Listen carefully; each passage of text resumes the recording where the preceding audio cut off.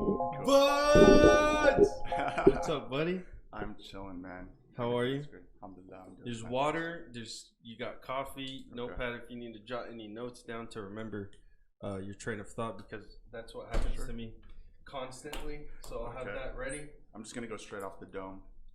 Straight off the. I'm gonna freestyle this. We're both freestyling this. I typically put notes together and talking points and send it to the guest like a week before.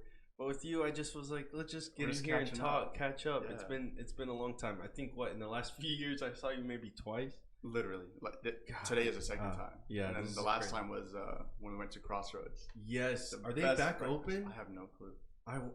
We need to go there. Me and Hannah said that we're gonna go back there after that time. We never did, and then this whole pandemic hit. Oh my god, dude, the pandemic ruined my life. Right? Oh, I forgot to put the GoPro up, but there's that camera, and we're rolling. We're live. All right. Thank you for being here, man. Thank you for having me. We were talking, and we kind of rushed to get this started because we were talking about your project car that you got, a Jeep 93 Jeep Yeah. Wrangler. It's not entirely a project car. I had a project car from Talk before. close to the mic. Sure. By the way, I forgot to tell you before. Is it high enough? Are we good? Can you hear me well? You can adjust it however you like. I'm chilling. But I'm good. Yeah. Okay. Okay. That's good. Is this close enough? Yeah. Okay. Because I can hear you like get further away when I sit back. Yeah, and so Okay. that's why. So if you do that, just bring it like this. Okay, I got you. I'll just lean forward. No, for all y'all out there. So with project cars, that's before the Jeep, I had a '73 Ford F100. It was my baby. I loved it. What is that? A Ford F100? Is that a truck? Yeah, it's a pickup truck. It's the old F150. Yeah. I don't know how many years after they introduced the F150. But mine was a '78. I have pictures of it. I'll show you afterwards. It was like apple red or cherry red. Do a '78 Ford F100. 78? F100, yeah. You can look that up. Anyways, so obviously that's a really old 1948, the F150. Oh, wait. The Ford F Series, including F1. Yeah. We need to... Sorry, I have to... There we go. So with that F100, dude, it was an older car and it hadn't been driven in such a long time. And I was like, you know what? It's gonna be my project car. I'm gonna build it up. It's only like I only got it for like $3,000. This is great. Like it's cheap. Yeah. And then things started to break. You were driving daily driver? No, hell no. Oh. No, there's no AC. But with no AC. No AC. Not in Drove like a Texas. boat. It was loud. It killed gas. Yeah, straight up, dude. It was long bed, everything. If you've ever driven one of those, it's a pain. But anyways, it was cool though. Like I felt cool driving it, windows down. The first thing I did before I did any mechanical fixes was put a sound system in it. And that was my first mistake because after that, it was like in my garage for 2 months. No way. Yeah. You would like blast it in the garage though, at least, because you got a nice system. Hell yeah, like I was proud of it. So what happened was things started to break, and the first thing to go out was the. What year is it again? 78. 78. Yeah. Okay. The first thing to go out was the. Double our age. What is that? Double our age. Oh yeah. Double our age. I'm like double RRH. The fuel pump went out. Then changing the fuel pump, I cracked the fuel lines because they're just fragile. And then it turns out that I thought the gas tank was messed up and leaking. Turns out it wasn't. So I ended up changing the gas tank, messed up the fuel line some more. Then the starter went out, the fuel filter, the power steering went out when I was on the highway. No. Imagine driving, all right? So it was weird because I can turn to the left, but when I tried turning to the right, it would like stick. So when that first happened, I was not just power steering, but that's it was like the axle or something. It was a steering gearbox. It like melted, I guess. Yeah. And then at that same time, when it went out, the gearbox, the transmission messed up. So I could not go more than like further than first gear. So I was chilling on 121. You know where I live? I live in like, North Dallas, next to Richland. I'm on 121 up in Frisco. I just left the Star, and not only does my steering not work, but the transmission went out. And you don't have AC. And I don't have AC. So I am sweating. My heart is racing. And I've almost hit a couple cars on the way back home. Luckily, it was at like midnight, so there wasn't really many cars on the road. But at that point, it just started getting more expensive. Past the cost of it. I spent like $2-3 grand trying to fix it, and it wasn't even fixed. And I was like, I need to get rid of this. Yeah. So one day, Dean Darkazelli, I was talking to him. Shout out to Dean. Shout out to Dean, my man. We talked about Jeeps, and I'm like, I really want a Jeep Wrangler. It's cool, this and that. And I was like, Dean, if you can find two. Allswell believes in the power of a good night's sleep for all. It's been their guiding principle since launch. They've proven this with products that feature innovative technology and unbelievable comfort and support, without deflating your wallet. Designed to make good sleep accessible to all, the Allswell features hybrid mattress technology for a winning blend of comfort and support. Their goal was to create an affordable mattress without sacrificing quality or luxury. The result? The Allswell Queen costs $345. No, that's not a typo. No, it's not a typo. To get free shipping, 10-year limited warranty, 100-night risk-free trial, financing as low as 0% APR, and hauling away your old mattress, click on the link in the show notes. That'll let them know that we here at Oobs News sent you, and we personally have done this. It was so fast, so easy. They take away the old mattress. They bring you in the most comfortable mattress. My wife was complaining nonstop about how we need a new mattress. This opportunity came up. I was like, we need one. Got one. She loves it. She absolutely loves it. I love it. We enjoy it. We finally have good night's rest without deflating our wallet. Y'all need to check them out. Click on the link in the show notes. Let them know that we sent you here at Oobs News. Allswell, dreamy mattresses for real life. Buzzsprout.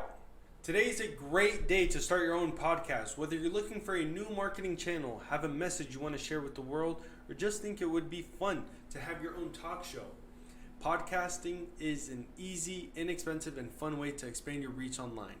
Buzzsprout is hands down the easiest and best way to launch, promote, and track your podcast.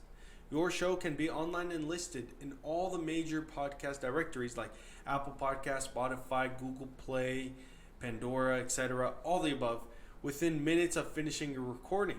Podcasting isn't hard when you have the right partners, and the team at Buzzsprout is passionate about helping you succeed. They really care about us. Join over hundreds of thousands of podcasters already using Buzzsprout to get their message out to the world. Follow the link in the show notes. Lets Buzzsprout know that we sent you. Get you a $20 Amazon gift card and signs you up when you sign up for a paid plan and help support our show. We use Buzzsprout. We absolutely love it here at Oobs News. Everything is turnkey, easy to use. They have been great and useful and provided us a lot of helpful podcasting information outside of just hosting the podcast. So definitely check them out and join hundreds of thousands of podcasters already using Buzzsprout to get their message out to the world. Buzzsprout, the easiest way to start a podcast. Two matching Jeeps, one for me, one for you. I'll buy one. I kid you not. Within 2 weeks, he sends me a picture. 2 matching Jeeps, and I'm like, oh what? Shit. I'm like, you're like, oh my god, he's really about it. So I was like, you know what? Screw it. So he was like, hey, give me the truck and we get it off your hands, get that nightmare off your hands. Mm-hmm. We'll do a swap for the what do you call it, the Jeep, and we both have matching Jeeps. It's so much cool. It's so much fun, dude. What year? 93? Yeah, 1993 Jeep Wrangler. It's forest green. It's lifted. No way. Yeah. Got tires on it too. Huge tires on it. Hell yes. The person before me took a log of all the things that he like the service. It looks more like that first one. But then lifted. But lifted with like a Kevlar plate on the back. And covers? Soft top. Soft top. Wow. I haven't taken it off completely yet. I'm too scared to take the doors off because I feel like I'm just going to roll out. But it's different. Does it not have seatbelts? It does, but like... How? Is there like a cage Oh yeah, there is, and it's padded and all that stuff. It's just like I'm just not used to driving with no doors, dude. Like I 3 feet off the ground, I 4 feet off the ground. It's so much fun, dude. And it's manual. It is manual. So I got it from him, not knowing how to drive manual. I never drove a manual car in my life, and I was like, dude, and I picked it up from Arlington. And you ruined the clutch on the way home. No, I learned how to drive stick in 15 seconds. No way. I was just looking at his feet. I was like, just do your thing. I'm gonna watch you. I calculated timing, this and that, angle of the foot. I'm watching it. And I'm like, okay, I think I got it. So just when you hit that one, you switch. Yeah. So the key, like, what helped me out the most was this little tip that he gave me. He was in the passenger seat, and he was like, don't put into first. Don't touch the gas. Nothing. Just raise your foot slowly off the clutch, and wait for that little point to where it starts rolling, and then it started to roll and roll some more. He's like, that is your like. That's the green. That's the green light. Yeah, that's the green light. Every single gear after that will be the same, like when you hit feel point. It start to that hit point. Okay. After that, I got it. And then it clicks the sound. Mm-hmm. You know when it's too much. Yeah. You've gone too far. Exactly. So on my way back, I only it's saw like that with once. Motorcycles too. Is it? Yeah. I want to get a dirt bike. That was my next thing. That Nice. I was gonna tell you. I want to get like a hitch on the back of the Jeep. My brother. Or Mohammed Al-Ashi does a lot of dirt biking. And so I've heard. So sure. I'm not ready to like take the plunge just yet, but like I want to start doing adventurous things. Like I want to get a kayak, get a rack, put it on the top. Where was this all this time? Like doing outdoor stuff is the funnest thing. It's like it's money well spent, no matter what. Yeah. I don't care how much you spend. It's worth it. Yeah. Even when it breaks. I have a mountain bike. I mean, it's nothing like a dirt bike. Yeah. But I destroyed it the other day. I went on this trail by myself. Was wearing the GoPro and everything, so I need to post that video of me falling and freaking cussing every cuss word out there in every language I know. Bent the entire wheel, like when it spins. Mm-hmm. And for people just listening, the tire bent, so it wouldn't roll. It was like wobble. Yeah, so I couldn't ride it, and I was halfway in a 17-mile trail and had to walk it back. It started storming while I was out there. I pull over. I'm like, I need to pee. And it starts raining. I get back on. As I'm coming back, I'm rushing. I'm going up and down. I hit something. I fly off. And I get up and I try to get back on it and I fall off. I'm like, what the? And I look at the tire. I'm like, oh, shit. Bent. Destroyed. So it's in the bike shop right now. Actually, it's ready. I'm picking it up after this podcast. I'm so excited. That is crazy. So wait, how long did you walk? With like your bike just rolling like in the woods or something? Like were you in the woods? Yeah. Well, I got back onto like there's a walking trail and then the mountain bike trail, which is in the forest. So I got out and now I'm on the walking trail, which is like all rocks. This is in rock. Yeah, that's miserable. Okay. It was all rocks. So and it was pouring and come to find out, it's like the storm literally hit only where the trail was. Like I was cursed. Like I get on the road when I got back. I get on the road and everything is fine and dandy. There's no. I'm trying to turn off my phone. I don't even know how to do it on this thing. I just joined the iPhone gang not too long ago. Hey. Yeah. Welcome. And Siri keeps on going off. I'm just gonna make sure it's on silent. Yeah, silent is good. Okay. Pretty good. I have an issue with my Siri because I guess Siri sounds a little bit like Daisy, and so every time I'm like Daisy, get back over here. Siri goes, how can I help you? Or whatever. I'm like, damn it. That's funny. That. But yeah, so adventurous stuff, man. You can't go wrong. The issue is like for a lot of my time, I was so worried about work and what I wanted to do, and I got so consumed with making the next move and waking up in the morning to go to work. All I thought about was work and what I wanted to do next. That like I completely forgot about the things that we used to do in high school. Mm-hmm. That like from Monday through Friday, you were just doing schoolwork, and on the weekends, it's for you and your boys, and you and your friends. We'd go out to White Rock, we'd go out to Louisville Lake, go on boats, play soccer, and stuff like that. And then when you graduate, FIFA nights. Oh my God, FIFA nights at Deke's house. Shout out to my boy Deke. Shout out to Deke. Those were crazy. We've destroyed multiple houses of his. Multiple of his house. I think they would move because we destroyed their houses. And the neighborhood would hate us. Oh yeah, like 20 cars outside making noise at like 2 a.m. Pool parties. That one on Spring Creek was my favorite. Most memories. Most memories. Most. we did Vine videos every day. I think I was like the Vine star of the group. Yeah. I would Vine everything. We remember the slapping game and the fire. Oh yeah, I was just about to say, like, I remember exactly what Vines you're talking about, and like, I'm replaying them in my head. They're gone. Are they really? Yeah, the app shut down. So I don't have them. That's so sad. I used to, like, years later, I would like just go back and be like, damn, these were so funny. And like some of them got into a loop, or I don't know what that means, but like some of them got, I don't want to say famous, but got a lot of views on them. And I'm like, wow. And looking back, and I was still laughing my ass off. Yeah, dude, it was like, it's crazy to see how we Smack were. Smack cam. Oh my god. Get whipped cream and just go smack. Shaving cream, dude. And the thing is, like, they would put the one that like is gel first, so you can't see it. They slap you with a smear, and then it turns white. My god. And then spraying ourselves and then lighting it with the fire. And I remember exactly like what time of the day it was, what it looked like, the setting, everything. Good times. Good times. We'd get off of class at like noon and then just all drive to his house. Like 8 cars parked up like front. Like the thing is, grab food. We didn't even tell him. We just showed up, and it was like understood. Yeah. And then we all went to college, and then we don't need to see each other. We don't even see each other for like 2-3 years. It's crazy. Isn't that crazy how it works? And like, now we're what, 24, 25? 25. I'm 25. I'm 2 months. I'll be 25. So that's it. You're a grown ass man. 25. Your brain is fully developed. That's it. I hope so.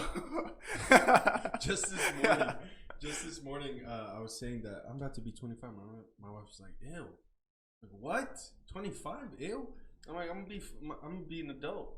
And she's like, "Yeah, no more, immature shit." No, it's still gonna be there for sure. I know, I'm gonna be 50 and I'm gonna still be doing stupid shit. Yeah, for sure. And it's crazy, like. Some of my friends are getting married and stuff like that, and like it's crazy just like growing up with these guys, but like from when we were in middle school doing the dumbest things to high school doing dumber things, and then we go through college, you slowly like see them like changing, like becoming a little bit more serious about life, and they get married, then you don't see them anymore. The most serious thing, right? Yeah. 2, like their whole like purpose in life changes, and like it's crazy to see that, because you just you don't think about it as a kid that you'll ever get to that point. Like you don't think about it, but like seeing it, you're like, oh my god, like it's here. Yeah, it's here. Like my turn's like gonna be next pretty soon. And it's just like kind of scary in a sense, because like you just don't want to grow up, you know. But like you don't see your friends as often, but that gets worked in. Yeah, like you need time to develop the relationship with your wife, for sure, or spouse, whatever. And but no, I still like here and there catch up with friends, but it's not the same. And then what I notice is that everyone's on a different, like where their mind is at, like their sense of fun is different. Right. Their sense of being stupid is different. You can't just leave the house because you got your wife waiting at home for you. Say you and your boys want to go and be stupid. Be kids. It's like, I can't do that. What? I'm gonna tell my wife, hey, I'm gonna go be stupid with my friends. No, and what I realize is like, you can be like that, but then you don't want your wife looking at you like that. Like you need to show that you're responsible and you can take care of shit. I haven't crossed that bridge yet, so like just hearing this, I'm just kind of like, I'm taking notes. I'm like, okay, like, hey, I'm taking, and we're gonna continue to take notes. We're never gonna be perfect. We're never gonna have it down. Yeah. Our parents, till this day, are still trying to figure stuff out. Like it's never ending. That's what this life is about. And what I try to do and tell my wife, because sometimes we get too serious in the moment and make things bigger than what they actually are. It's like it's not worth it. It's not worth it to be upset. It's not worth it to. I understand you don't like this or you don't like that, but at the end of the day, why are we gonna let that negative emotion, that hard anger or frustration overcome and take over your day and ruin your mood? It's like you can deal with things and handle it without all that. Right. So I don't know. We're always learning. We're always trying to figure it out. But one thing to do, it's never easy, and I feel like I just stop my train of thought because I can't see it clearly.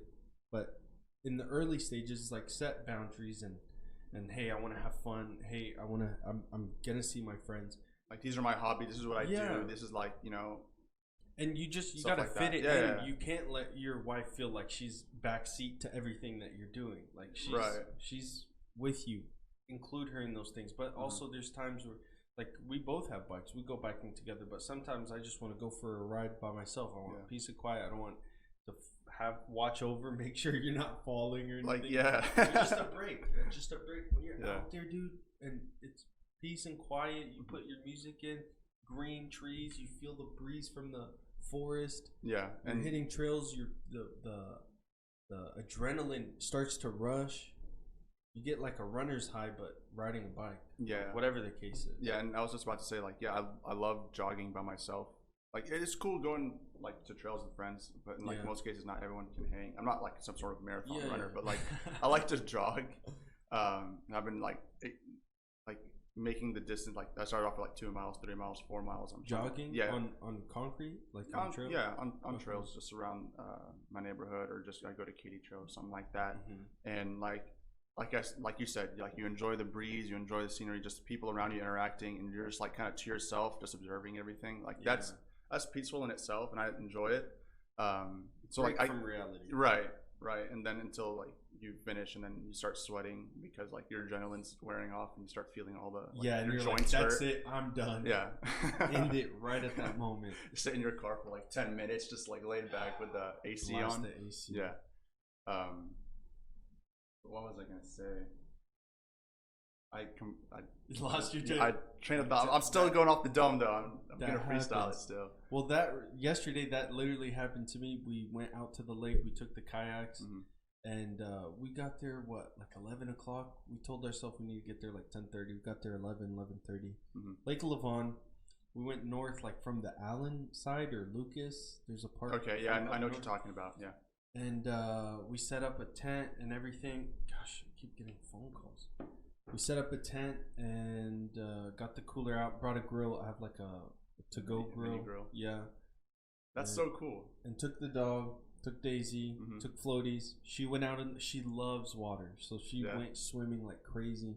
Put her on a floaty. Went out there. But after some time, the sun. As you can see, I'm raw. Yeah. The sun got me, and I was just like, that's it, I'm done. I jump out, like we're kind of deep, and Daisy's out there. She's wanting to jump in the water with me. I'm like, Daisy, stay on here. Yeah. I jump out of the water, and you feel like cold water, and it feels so good. Dude. And then I'm like, okay, I'm gonna swim back, and I'm starting to swim. I cramp in my hamstring. Oh my gosh. And now I'm starting to freak out. I'm starting to panic. My arms are tired from swimming. Every time I waddle my legs, my hamstring, because I did legs the day before on Friday. The worst. My hamstring started to lock. I'm like, ugh!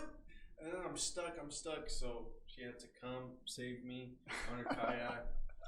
And it got to the shore. I bring the truck down to like the sand area. A ranger comes.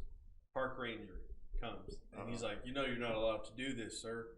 I'm like, not allowed to do what? Like, bring your my car. I forgot what he said. Unauthorized. It's like it's not a ramp, right? Like okay. It wasn't a ramp. I got you. Just like I drove on grass and everything. Okay, yeah, that makes sense. To get to literally right to the shore where we were posted up, and I'm like, I'm about to pass out. Like literally, Hannah got ice, rubbed it all over me. Like I had heat exhaustion. I was dehydrated.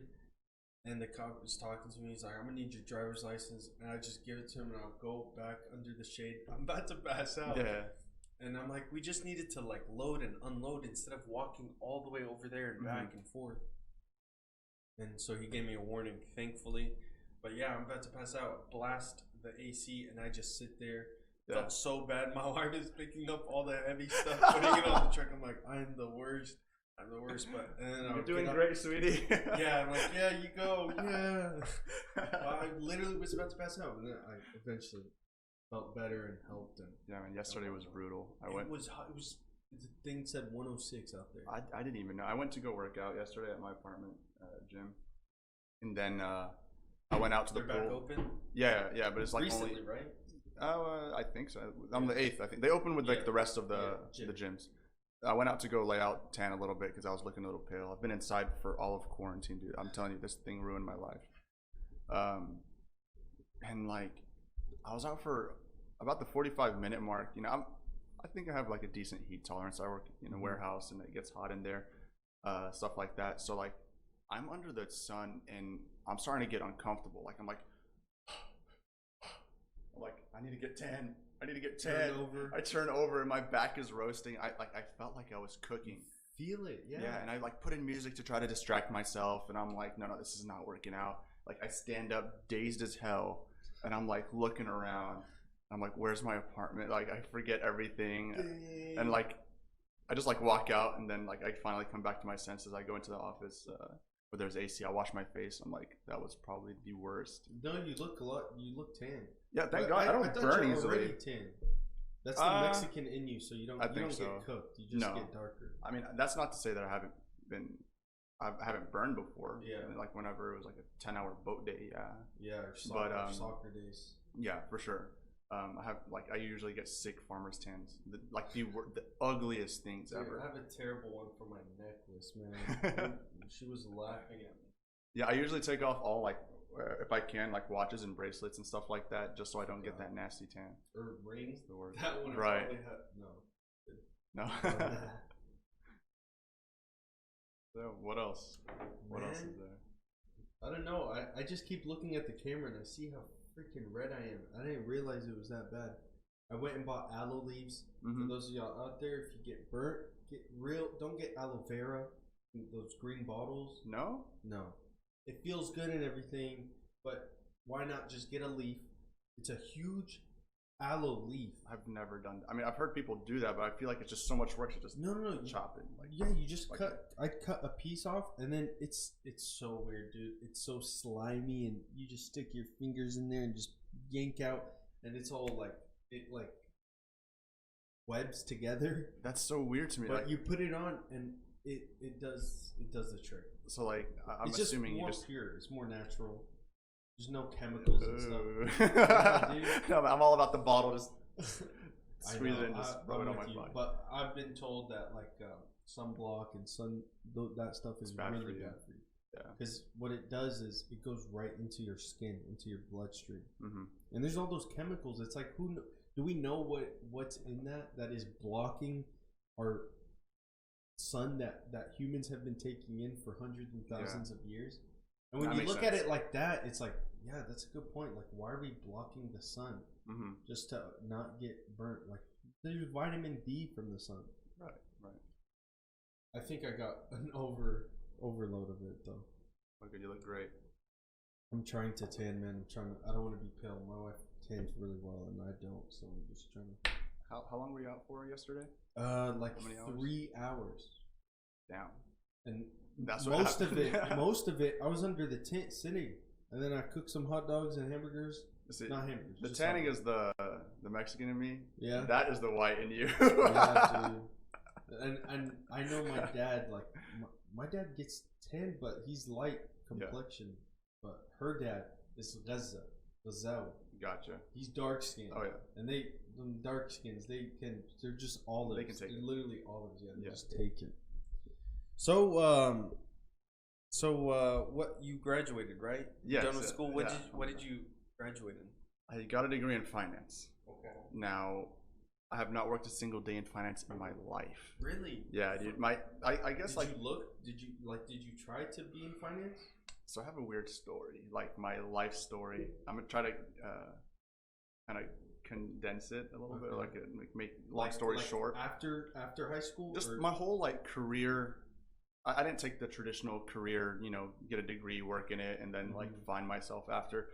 No, I was lost the whole entire time. I remember in high school, you would always say, "I have no idea what the hell I'm gonna do." Yeah, and so like this starts off from like doing dual credit. I'm gonna credit my confusion to doing dual credit. For all of you out there, like the young people that are in high school, if you even watch this, my advice, if you're unsure, take it slow. Take college slow, because I mean that's when your brain is developing. That's when you're like transitioning between like, you know, being a teenager and then being an adult, and like it's just an overload of information and stuff like that. So that's great advice. Think about it this way. That's great advice. We graduated, both of us. We had very similar upbringings from even when we were kids. By the way, guys, we go way back. What, Diaper 5 days. years old, literally 4 or 5 years old. Yeah, from diapers to being like grown men. Anyways, so we both went to the same wonderful school our entire life. BHA. Honestly, I love BHA. To this day, I don't care what anyone says. I loved it. I loved it. I loved it when we were there. I don't love it now. It's not my problem. That's true. That's true. So all my family graduated. They're all good. We're same. saved. Yeah, we're saved. Although that we're all alive still. So think about it. We graduated with about what, a year and a half of college done. Some people 2 years, depending on what they did. A year and a half. We're 18, 19 years old. We graduate and literally 17. Okay, I was 18. You graduate, and then tomorrow, the next day, going into college, you have to decide, because your first 2 years are core. That's where you kind of figure out what you want to do. What you want to do. You're meeting people. You're getting experiences, and you're getting insight from different people, and you're trying to like figure things out while like the world is happening around you. Whereas we were such in a controlled environment, we're all doing the same thing. No one really deviated much. We're around the same people. I knew what you wanted to do. Everyone knew, like there was no like variables really around us when we were in BHA. So because I mean it was dual credit, just high followed school. A path. They tell you what classes to take. You just follow that, which is cool. But you know, for someone like me, yeah, exactly. Like I didn't really have to think much until the day of graduation. Is like, oh, like a quick question, like, what do you want to do? I'm like, I don't know. Think on your own. Yeah. So and the thing is, I didn't do that. That might have been my mistake. Obviously, some people knew what they wanted to do. Like, mashallah, they're already doctors by now. Yeah, some people finished the 2 years, and then within a year and a half or 2 years, they were already graduated into the next thing. Hamad Dalak, doctor of pharmacy, literally yesterday. No way. Yeah, he's 24. 24. Doctor. So he did bachelor's and then went to pharmacy school. Now he's a pharmacist? Yeah, he's a pharmacist. Wow. Oh, well, I think he has to take his boards exams. But that got messed up because of coronavirus. But, yeah, or like the whole quarantine thing. Yeah. But, I mean... I have a question about that. But yeah, like he was killing it. He knew exactly what he wanted to do, like pretty early on. Early on, he was kind of I remember, like, what should I don't know what to do. I think he thought about being in accounting. For a very short time. Yeah. For a very short time. We talked about it. But you see, that's the thing. He was able to. Not everyone was allowed to take accounting in high school. He was allowed to take accounting because he was smarter, and he showed like the school that he was smarter. Oh, he took it while we were in high school. Yeah, in a summer class, and he was like, "This is not what I want." Yeah. He was able to realize because awesome. I think accounting is part of your core classes. Right? And in school, accounting 1, like the most basic accounting, I think. No. Is it? I don't think so. Not if you're doing a science. I'm not familiar, but it's this class that you take really early on. If you're in business school, yes, absolutely. Okay. So I wasn't allowed to take that because I was just like a super average kid. No, I was just like, school is okay. But he took, and he realized that accounting probably isn't for him. So he was able to kind of adjust before he graduated. So in that way, he knew kind of the avenue that he wanted to take, whereas I was kind of like, okay, we'll see where we go. But going back to being 18, having to decide what career path you want to take literally tomorrow. YBBI-CBD, also known as You Better Belize It. This is the best CBD product out there in the market. I have struggled immensely to find a legitimate product out there that actually works. And it's not easy because what does that mean? You order something and typically these products cost like $100 a pop or $75 a pop, whatever it is. It's expensive stuff. And it's hard to trust in a company without trying it. So you have to order, you got to try it out. If it doesn't work, there goes that product. So I was lucky enough to have the opportunity to work with this company, YBBI CBD. They're a sponsor of the podcast, and they hooked me up with CBD oil, with the serum, with all these powders that has CBD that also gives you energy. So I can't rave about them enough, and I just want y'all to know that y'all have a CBD product that you can trust and that you can always go to for yourself as well as for your animals. Go to ybbicbd.com to get yours today. Scared the hell out of me. I didn't know what I wanted to do, and I had to make a decision quick. So I freaked out. Initially, for the longest time, anyone that knows me, they knew that I wanted to go to culinary school and become a chef. Right? Oh, right. Exactly. Yes. Yeah. And I told my dad that early on, and I swear to God, it's like I told him, like, Baba, I want to. Hold on. Oh, I can only imagine this conversation. His reaction was as if I told him, Baba, I want to go and work at Olive Garden forever. Like, and be one of those chefs that hide in the back. Yeah, like I want to go like heat up the pasta bags. Like, that's what I want to go to school for. And he was like, Baba, they don't make money, blah blah blah. Be a doctor, engineer, like be a business person. I'm like, okay. I didn't really like science, so I thought about it. I'm like, okay, well, psychiatry is cool. I like helping people, but then I learned that most psychiatrists also have psychiatrists for themselves. Like, imagine they follow the people hitting you with like the craziest stuff just day after day. Which kind of makes sense, especially if you're dealing with a bunch of depressed, emotional people. I can't imagine how depressing that is. Exactly. And I'm like, I have a pretty big heart. You're not seeing you help them. Yeah. They're not improving. Yeah. Exactly.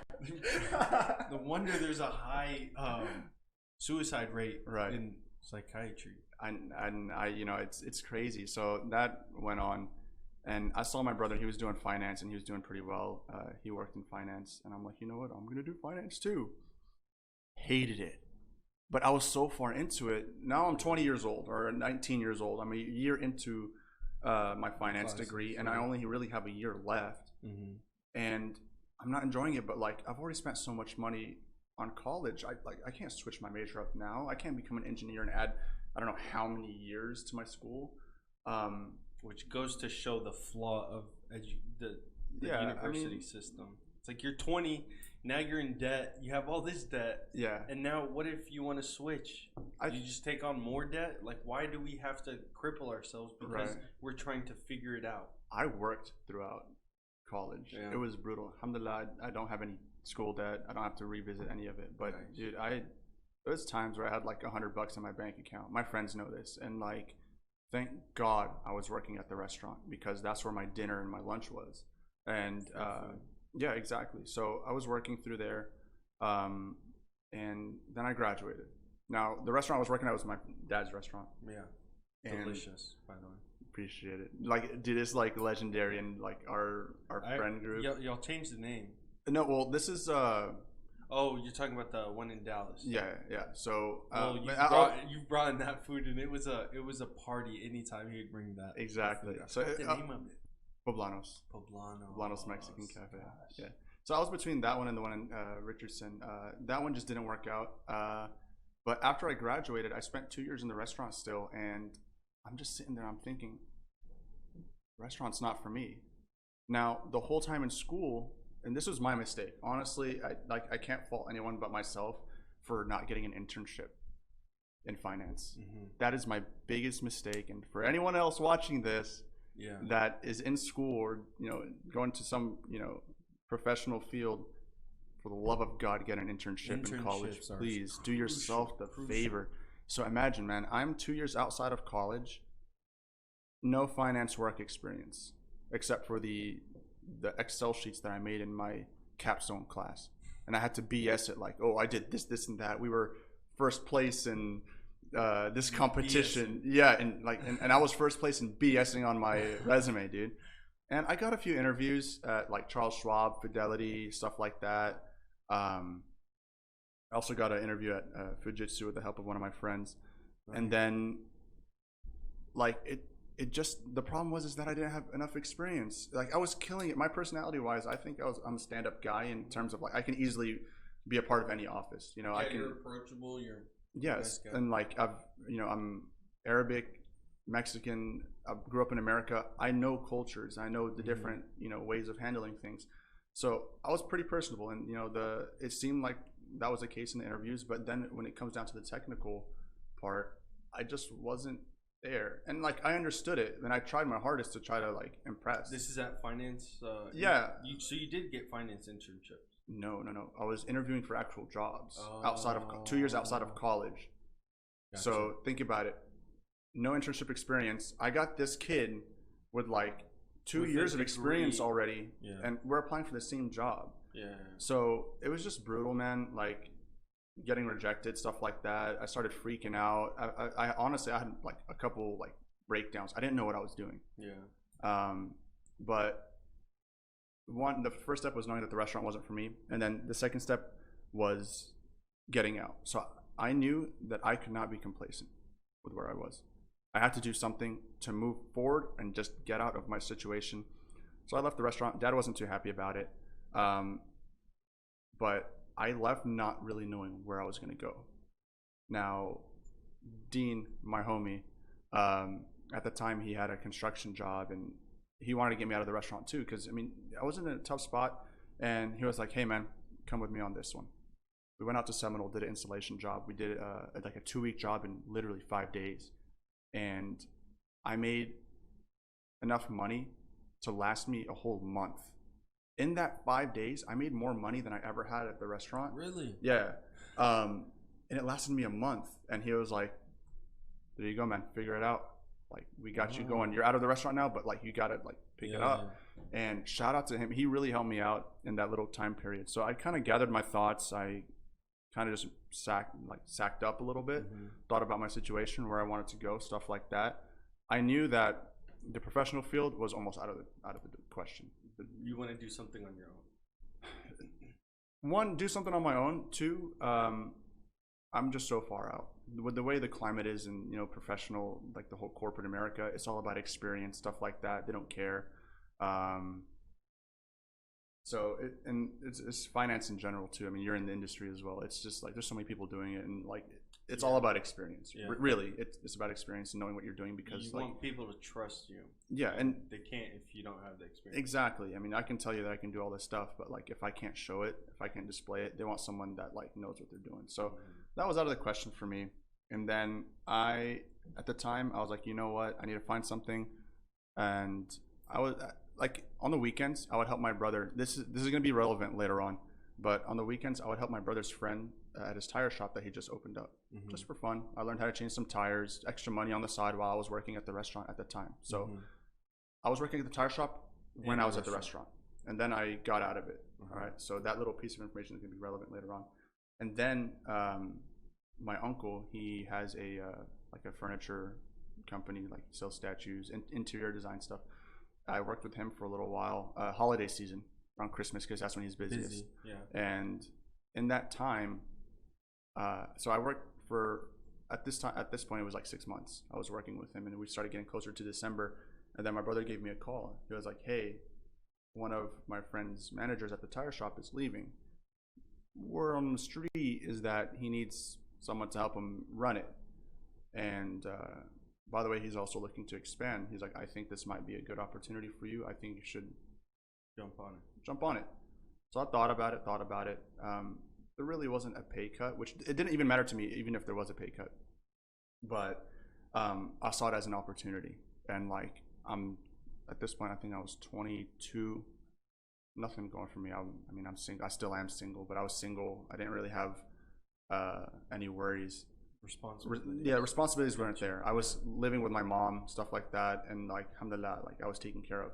So I was like, you know what? If there's any time to mess up, it's right now, when I only have like $1,000 in my bank account. Like, what am I gonna lose? Like that. Okay, I'm back to where I started. So I worked there, and I talked to my brother's friend. Shout out Mike's Tires, used tires, new what tires. City? Plano. Oh, nice. Yeah. Off 75. Off 75 in Parker. There you go. That was Shout out Mike's Tires. Mike's Tires. Mike's Tires. Okay. that's kind of where my Did they sell life like started. truck tires too, like the fat ones? The Yeah, big tires? it depends on how big. There's like a certain size that we Like can't get to. 33. Oh yeah, I've installed 33s, 35s. I've been trying to find someone to get me not a hookup, but like to tell me a good place to go. Yeah, for no, tires. dude, we can get almost I've any. been shopping for rims and tires for the truck. So rims is one thing we don't. Yeah. They don't do rims. I say we as if I'm so part so part of my family, dude. I love that place. I was there for about a year and a half, I believe. So basically, going back to, we'll talk about the tires after, but I can help you with that. But anyways, so I went to my brother's friend's office, and I was like, hey, word on the street, you're looking for a manager. I was like, I want to tell you this. I was like, my situation. You know that like I need to make moves, and I have really nothing ahead of me. What I want to do right now is, I want to run your shop. 1, 2, if I hear you want to make another shop, and if you are open to it, if once I get enough money, if you want me to go in on it with you, I want to do that. And if not, I at least want to run it for you, help you make that second shop so you can grow. Because he's giving me an opportunity. He could have said no. Like, I'll just get one of my other guys and push them forward. Be a filler. Yeah. And he was like, you know what? Like, that doesn't sound like a bad idea. He's like, I'm with it. So I worked there 6 days a week sometimes, 5 days a week from 8 to 7 o'clock, 8 a.m. to 7 o'clock, sometimes 8 to 5. It just depends. I mean, it was tough work. In the summer, it was brutal. In the winter, it was brutal. Like, it was just... In the fall and like sometime in the spring, it was cool. That but probably like gave you a crazy work ethic. Physical work ethic, but like mentally, dude, it's just changing tires, talking to customers, stuff like that. But and also, like, you're reliable 8 to 7. That's 11 hours a day, 66 hours a week. Yeah, the way that I thought about it, I had no choice. I had nowhere else to go, really. Yeah. And like, I'd be lying if I wasn't worried the whole time. I didn't know if that second shop was gonna come up. I don't know if I was going to save enough, because like it's all dependent on him. Honestly, like it's not in your hands. Yeah, it really wasn't. You did what you could do. Yeah. Work hard, And be there, show up. Yeah, and I was learning the business to where like I was trying to save money so where, like I can help him. Like, hey, like I found this shop. Like, you want to come in on it with me, stuff and that. But it just didn't work out that way. But I'm gonna get to that in a bit. So I was essentially like a salesman in a sense over there, and like I also changed tires because like the biggest part of it was to be able to tell the customer what they needed. Not many people know. They're like, oh, I just need to change tires. Yeah. This tire is low. I want to change it. But then when you look, why you should get this tire instead of this tire. Stuff like that. And then like you actually need 2 tires instead of 1 because look under your car, your other tire is pretty messed up. And then you raise the awareness like, hey, you might need a alignment. So we didn't do alignments, but if we did, it would have upsold like a bunch, which, I mean, we're not about that. We're not about like making that dollar. We're just all about being honest. That's literally our like, that was our kind of like, MO. Yeah, exactly. Because dude, when you think about it, the problem that I faced a lot, and I had to like get over this, and like, this is where I kind of got my personality and learn how to interact with people, because in tire shops, mechanic shops, any type of like service like that, people come to you assuming they're gonna get ripped off, so they come to you hot. They're on some BS like, oh, I need to see this, I need to see that. Are you giving me a messed up tire? I'm just like, dude, I don't even know you. I haven't even seen you. Can we just like talk about the tire? Let me show you. And bunch of hotheads. Dude, it's crazy. But then you have to master energy kind of, because that's where you earn your respect. And I mean, I can sell like BS tires all day, and I can screw someone over. I made that sale, but like they're never going to come back again if they realize they're being screwed over. So we were all about honesty, stuff like that, because that one guy, he most likely has a family. He might just spend $30. You don't want to push the upsell on him so much, because he's just going to be like turned off. For your own good. Absolutely. Yeah. So I'm like, look, man, you don't need 2 tires. Just get out of doing 1. We got you, man. Like we can be your shop for life type deal. And then he brings his wife's car. And he's $200 worth of work. Excuse me. His daughter goes to college and she's broke. $100 worth of tires. So that $30 tire that like I could have sold any type of tire to him, just turned into like $300-400. And more times than not, he's gonna come back and come back. And for the year that I was there, I saw people multiple times, family members, stuff like that. And like, Abdul, what's up, man? I'm like, what's up, David? Like, shake their hands, stuff like that. And like, can I get you any water? This and that. And it was cool. Yeah. People like looked for me, and like that was fun. So I learned a lot. With That's awesome. Yeah, that's a great experience to take from a job like that. Exactly. Trusting people and then being honest, it makes it easier. Yeah, you're able to do your job for sure. People that are whatever trying to upsell and just pocket for their own good, Dude, it I'm ends not up about that. like they're trying to keep up with this and and that. People talk about you. How many Yeah. how many mechanic shops do we know of like people don't go that to this one, don't go to that exactly if even people that we like know in the community, like, oh, he fixes your stuff but tells you don't need it, he just doesn't want to do the work. Yeah. Type deal. Like, if you're not gonna do the work, just say it. And like, I've seen a lot of my friends come to the shop. It was just fun. So it was cool. And then we found that second location. So after a year, we found that second location at the tire shop, and that's kind of where I stepped in. We talked about it. He was like, hey, are you up for it? I had to make the decision, kind of. Like, he's like, it's going to be in Irving. Do you want to drive there every day? He's like, it's kind of a shot in the dark. It's kind of a area that's like iffy, but it's a good deal on the building and everything in it. Do you want to do it? He's like, think about it. So I thought about it, talked to my family, talked to my brother, talked to him again. And I'm like, you know what? You got nothing to lose. It's a great deal. If it works out, then oh my God, best decision ever. If not, then we can kind of like mitigate the losses. Yeah. And then you learn. Exactly. Have that mindset. So we did it. We made that second location in Irving, and it was in an okay area. But the problem is with Irving is that it's such an old city, and the market was kind of mature already. There's already tire shops that were there.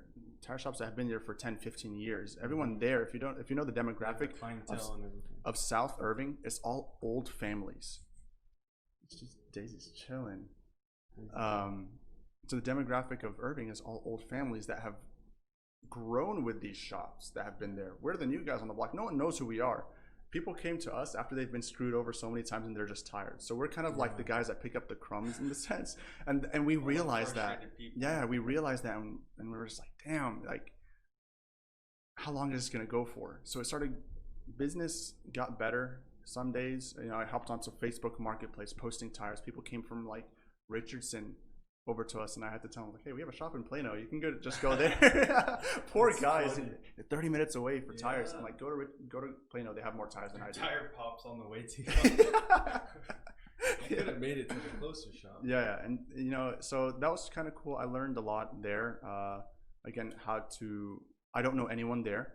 I don't know what the climate is of Irving, so I had to like approach customers a different way. A lot of them were Hispanic, and fun fact, my mother is Mexican. I don't speak Spanish as well as I probably should, but I knew all the tire Spanish, and I like that. That's a language of its own. I knew tire Spanish. Yeah, you just need to know like a few words. Llanta, and which is a tire, and then calidad, I believe, is quality. And then just prices, and then just numbers. Poquito, like a small tire. Yeah, no. Well, I look at the tire and I know the numbers in Spanish, and I tell them that they need this size, and they're like, yeah, I need that size. So it was stuff like that, and it was a lot of fun. It was different. In the end, it didn't work out. So we ended up closing down the shop. We didn't lose much on it. Again, it was a shot in the dark. It was kind of like why not? Yeah, it could, because if it worked out, it would have been someone else. Yeah, okay. And then someone else had to deal with that, and they had a similar experience, but that's a different story. Yeah, it was just a tough spot. Yeah. So after that point, I had to think about what I wanted to do again. Yeah. This was a year ago, almost exactly a year ago. Beginning of 2019. Middle of 20. Well, we're in June. So I left June 1st. So a year ago. Wow. I had to think about what I wanted to do next, and you're 24 at the time. Yes. So I was very confused. A lot was going on. I didn't know what I wanted to do. I needed to make a move. I wasn't making as much money as I thought I would be at that age. And it's not so much about the money for me. It was just the fact that I need to know what direction and my trajectory.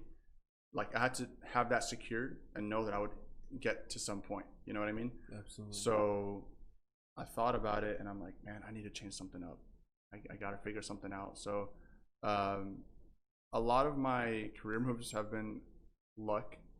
I would say luck and somewhat of like part of it, the fact that I'm just like I would say I'm an intelligent individual, you know, and like my work ethic, like physically and mentally, I've been through like the ringer. I've been through the mud a little bit. Man, you, and it's not supposed to be an offensive thing. Like we all go through it. Is eat shit, cash checks. I heard this somewhere. Someone I follow is just eat shit, cash checks. Yeah, cash checks. So I talked to my uncle again. His manager left at the warehouse, and I went and I talked to him. I was like, look, I'm right here in front of you.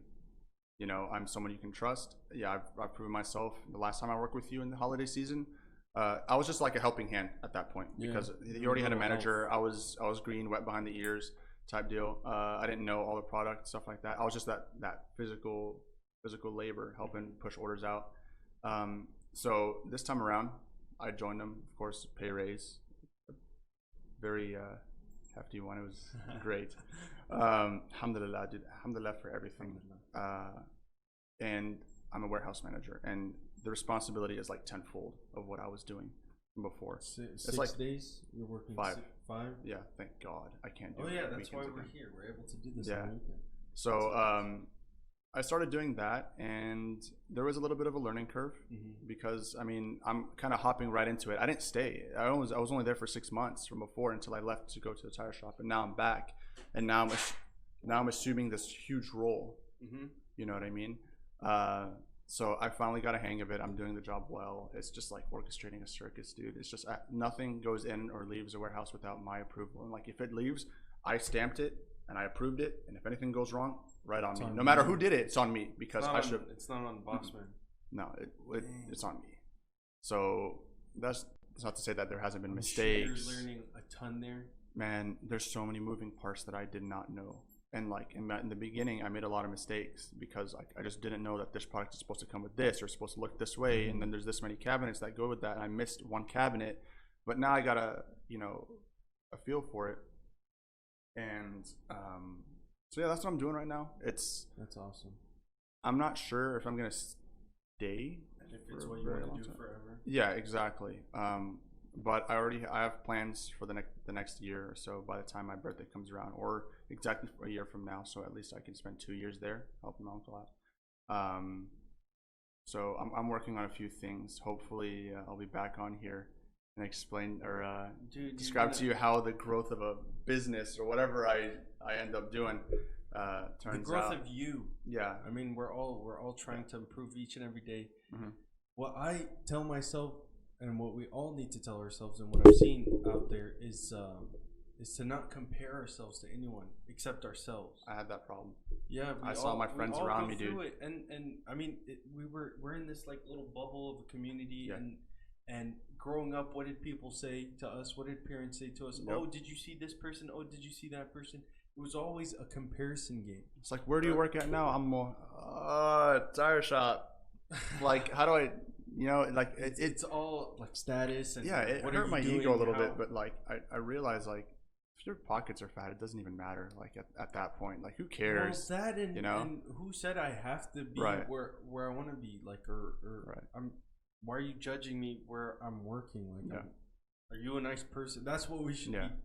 Not necessarily judging each other, but you know that level or whatever. So I guess my whole point throughout like my little career journey, it was just like I couldn't be comfortable with where I was at. Like every move had to be forward, and like I had to make them quick, and I was just like, what's next, because like when you're in corporate, you have kind of a clear view of where you're going to end up with your skill set, stuff like that, what paths. I mean, these are they made these processes and like stuff like that over years of like the inception of their company. Like over the years they've made, excuse me, I keep on hitting this thing. You're good. So like it was just kind of harder for me because I just didn't know what was going on. There was so many like moving parts, so many different things flying around me, and I had to like kind of settle down. And I see my friends that graduated with like these degrees, and they're working corporate, and they're making a certain amount of money, have this lifestyle, and I'm people behind. just flying through college, Yeah. and they're like, "Dang, y'all know exactly what you want to do." Yeah, and I'm That's like, so I'm running, I'm impressive." trying to keep up, and I'm like, Yeah. and that Can't. got to me. Mm-hmm. I'll admit it got to me. And it hurts us. I ended up taking a break from college for 2 years. I mean, I remember. I was just like questioning what I was doing. Like, do I enjoy this? I lost kind of.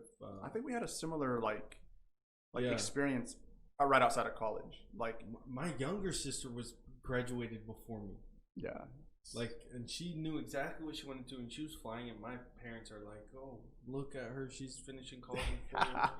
Like, hey, different paths. Yeah. You know. But I kind of lost my passion in accounting. Like, yeah. But thankfully, so I was able to get a internship while I was in high school. That last summer. Where was it at? Here. Okay, that's right. But That's it right. wasn't Okay. here. It was at a different. It was at Okay, a different I building remember. in Plano. And I was able to get a summer internship and to see, do I want to do this? Do I like it? I'm good at math. I enjoy math. I love numbers. I love businesses. I was so into businesses, and I would like each day look up documentaries on Steve Jobs and I hated Bill Gates school and stuff, all that stuff. Yeah, I mean, I hated school, but I love business, and I love the idea of growing a business and improving and helping people. I couldn't find that passion. I was like, yeah, cool, finance, business. Like, this is how a business grows. This is where you're supposed to allocate funds and do this and that, and accounting and balance sheets, stuff like that. Like, this money goes here, and then you have to account for it, and sunk cost, and this and that. I'm like, oh, that's very interesting to know. But I guess where it would help me out is like when I actually make my own business. I think that's when it's going to come into play. You're going to be forced to deal with the numbers. Yeah, and I think it's cool that I can understand it. Yeah, but I just haven't really been able to apply it, so I feel like I've forgotten a little bit. But getting that internship, I was like, yeah, I can't. Like, I enjoy this. I want to do this, and I saw my boss what he was doing and how he was living, and I'm like, so you can have a cool job and have a cool life. I was like, I'm in. Yeah. I want this, and so I started working. I went to school for it. Then I just started to live life a little more. Yeah. I got out of school and out of working as much, and I just kind of lost the drive for it. Took a break, then I had to start back up getting like these odd jobs. I worked at Sprouts.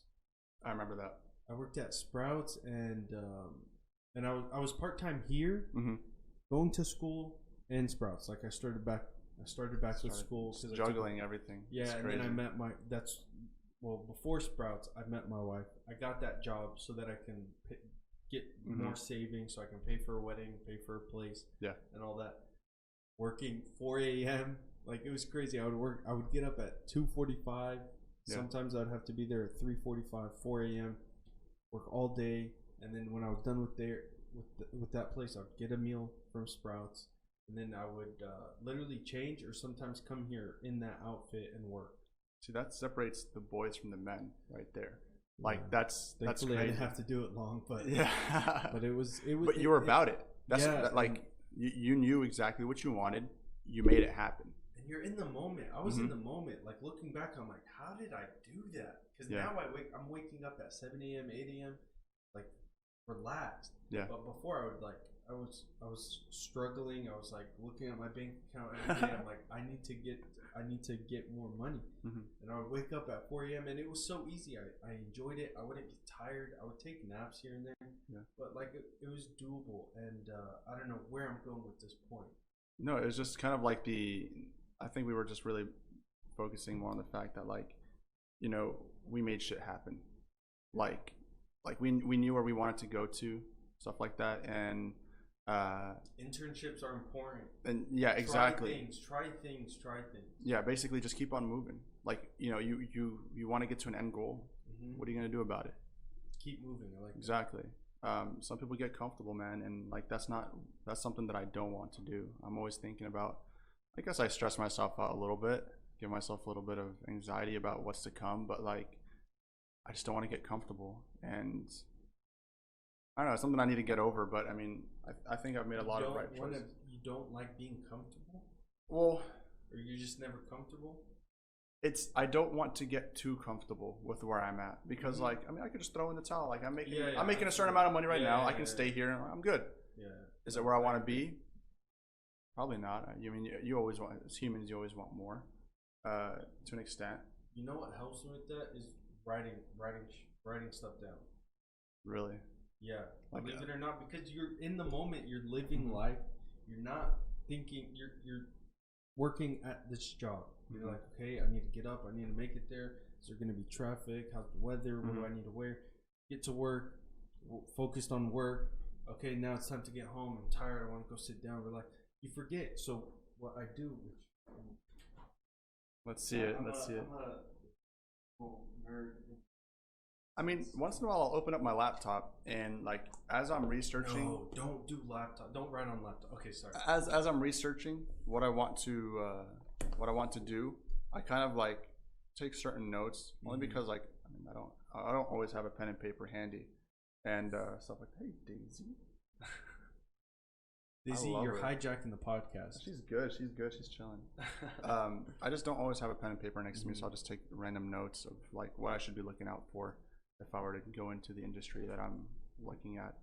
But that's a topic for a different day. Still super low key. Yeah, well, and it's always good to have that. But like, here's my 2020 planner, and it's just literally my everyday things. And there's, I wrote down podcast with Abdullah Zidan.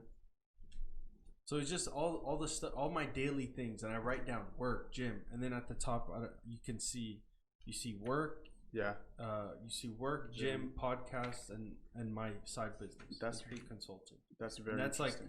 Like this is actually like, for certain days you have what you want to do. Like there's work on everything. Gym. I make it a point. So like I have to write down gym because if I don't, then I'll just live in the moment and forget to do it. So I make sure to do that. And then this is like my work one. So I have all these notes for just work. So on there I just write work, and then I go to this for all of my work stuff, like where I'm at, things I need to do and stuff. That's cool. It helps me. And then in the back there's spots for notes. So I have my podcast goals, my work goals, all the different things, my hobbies, what I want to do, my free time.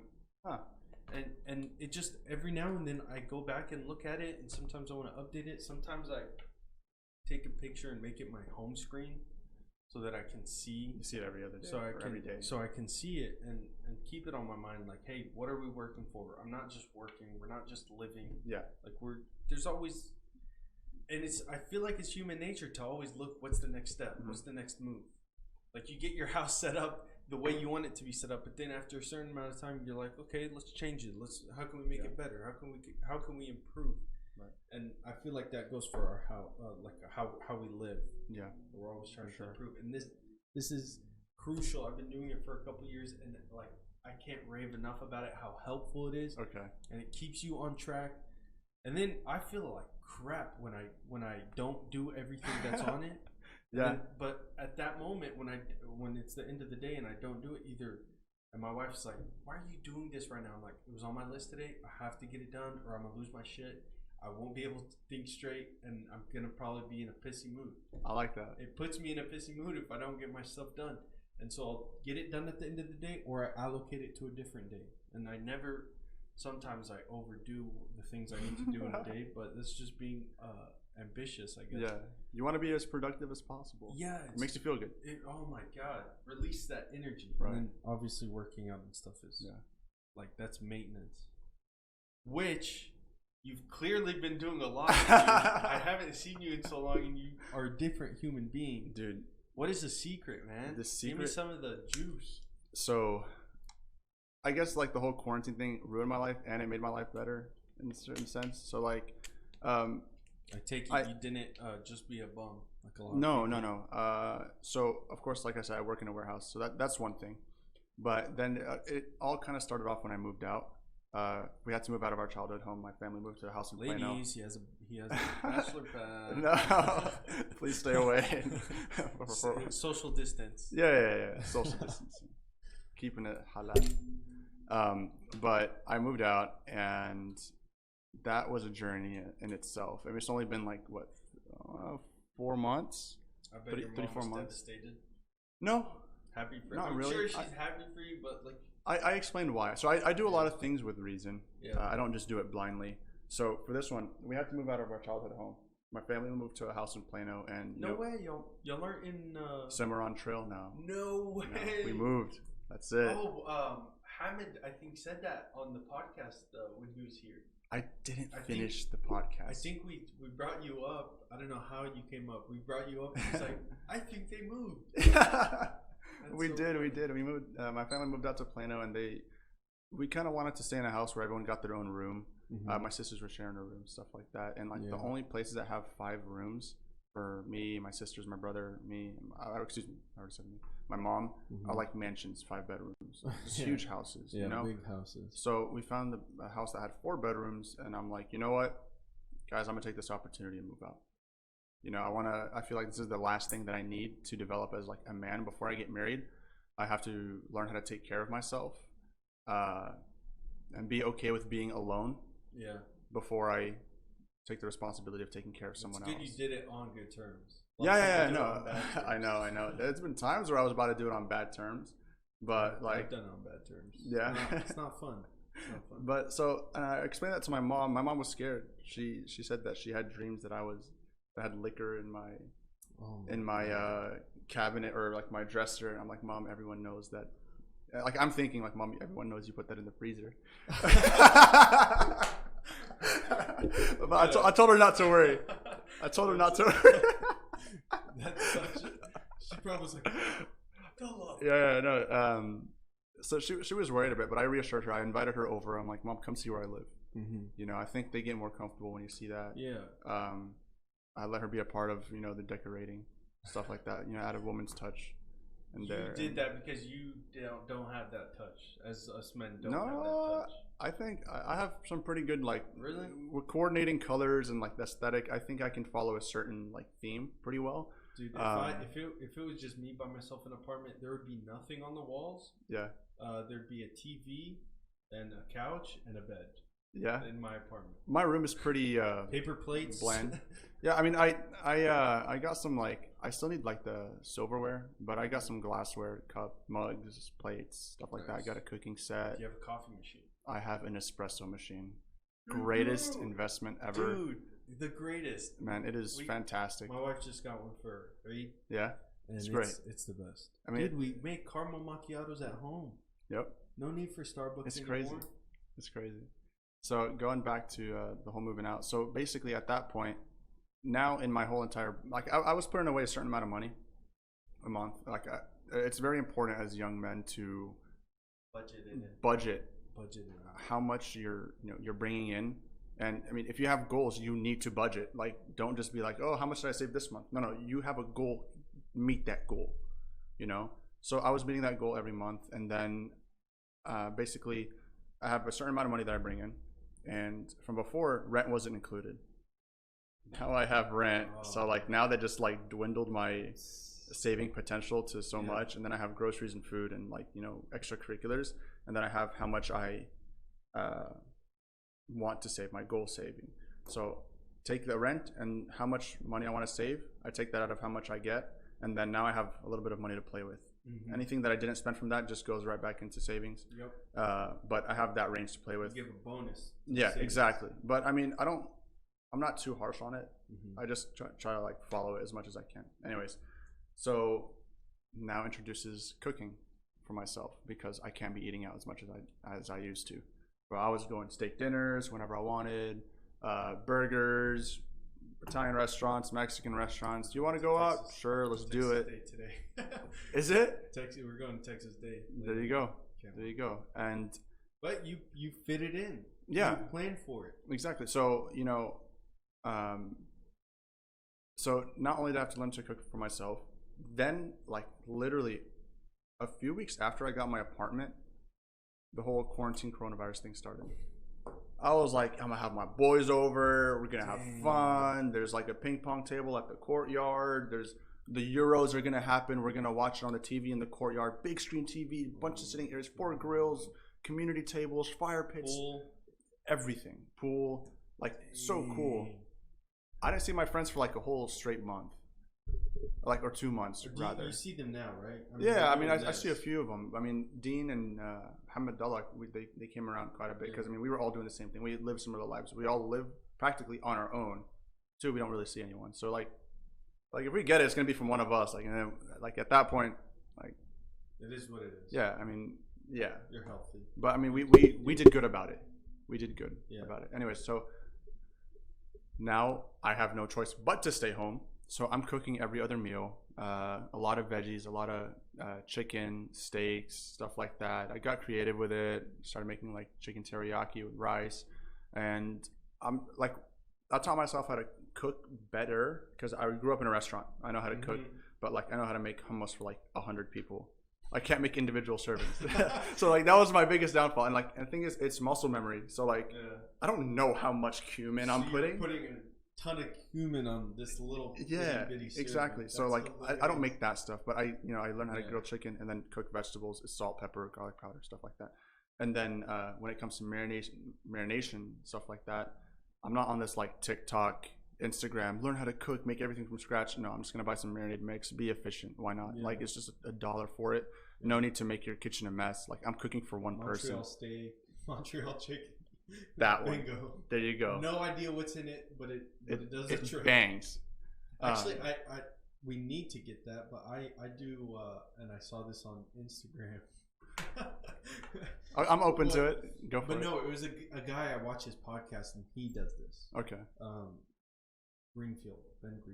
No idea who that is. The only podcast I listen to is Oobs News. That's it. I was like, let me plug it for him. Let me answer for him. No, on my Spotify last year, I really don't listen to podcasts. I listen to Oobs News on Spotify. On Spotify, yeah, because whenever I'm driving, stuff like that, I can't watch the YouTube videos. And is there commercials? No. On podcasts, there's not. No, I Spotify. haven't listened on Spotify is. Oh, you have Spotify Premium. Yeah. Oh, okay, yeah. There's no ads. Yeah. So I listened to that, and then your face came up on my like year-end review, and I'm like, no Oobs way. News, like That's podcasts hilarious. you listen to. It's like Oobs News, and then like the Joe Budden podcast. I listened to one episode. Oh, cool. It was okay. It's just 2 hours long of like stuff that I'm barely interested in. I'm talking about like Hip hop culture or hip-hop rap culture, yeah. which is cool. Mm-hmm. But I can't sit for 2 hours and listen to it. Like I'm typically doing something else, so like I don't listen to half of it. Yeah. But there's some snippets I get and it's funny, but I just can't like sit down and listen to it. But going back to the losing weight, so cooking for myself. Oh wait, I was gonna say the steak. Sorry. Oh, go for it. Sorry. The steak. I do. Let me think. See, it's muscle memory. So I get salt, pepper. What's the rosemary? Mm-hmm. Rosemary, and what's the spice? What's the hot one? The cayenne pepper. Cayenne. Okay. Yeah. Cayenne. Those four and cayenne pepper. Dude, that sounds like it'd be great. It's delicious. Very simple. And then you cook it at 400 degrees. Each side you do about 3 minutes. It cooks it to a medium. What you call it? What is the? Is it steak? Yeah, steak. Medium rare. Medium well. Medium. We like it medium. I used to be medium well. I used to be well. Now I'm in the medium. It's basically game like changer. Hockey pucks. Yeah, straight up like I'm eating jerky. Yeah. But no, medium is the way to go. And you cook it for 3 to 4 minutes each side, and then you bring it inside off of the grill. You get a spoon, chunk of butter, put it on the top, and you broil it. Gives it a nice crisp top while it's still pink on the inside. Guys, if you don't do this, and girls, if y'all don't do this, now you do it, and you will thank me later. Herb butter is also like a game changer. This butter with just like herbs in it. Yeah, it just kind of gives a little bit of a flavor. But yeah, butter is like the key to my heart, man. Oh my gosh, I put it on my briskets that I smoke. I don't smoke briskets often, but bro, I get butter. You have a smoker? Yeah, I have a pellet smoker. Not a traditional one because it just takes too much work. Pellet smoker? Yes, game changer. Hold on, look it up, man. Search that. Look it up. That sounds familiar. Smoker.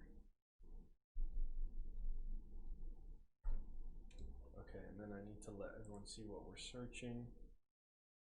Okay, so this Is is it a this is Traeger? exactly what I have. Traeger's very expensive. Yeah. This is the exact one that I have right here. So what you do, you have certain woods like My goal is to have a applewood, pecan wood, mesquite, hickory, stuff like that. So what happens is you fill up this thing right here. That's the hopper. It takes about 4 pounds of pellets. It's literally this big. Yeah. Okay, of whatever type of wood. The wood. There's a cup on the bottom of the grill, like right on this underpiece. That not that. That's the drip bucket. But yeah, go to that picture where it shows a diagram. Okay, so Right here? yes, click on it. Pellets right there, obviously. Then it goes into a little feeder that tosses the pellets into that little cup on the bottom, and it slowly burns it. Yeah, there you go. Zoom in, click the plus. Holy. Oh, where'd it go? Okay, guys, I am learning on the fly how to do this. Here we go. Okay. So I can zoom in, right? What kind of zooming is this? Okay. Oh, okay. So those are little pellets. Pellets, and then it goes into this little hopper Mm-hmm. right here. Is there a camera on the screen, or is it? Yeah, see it? they can see it. So it goes to this little feed And I'm tube, following where you're going. and it goes into this little cup right here, and it burns it at a very low temperature, because the lower the temperature, the more smoke you're gonna get. So for the first 2-3 hours, you really want the smoke flavor to come out. So every 30 minutes or so, you want to kind of spray it with, like, whether it's water. Some people use apple juice. I use apple juice. Some people use like a mixture of whatever, and then basically what happens is the smoke is attracted to like wet surfaces. Yeah. That's the science behind it. I don't know exactly what it is, but I just saw in every video and every article that you do that.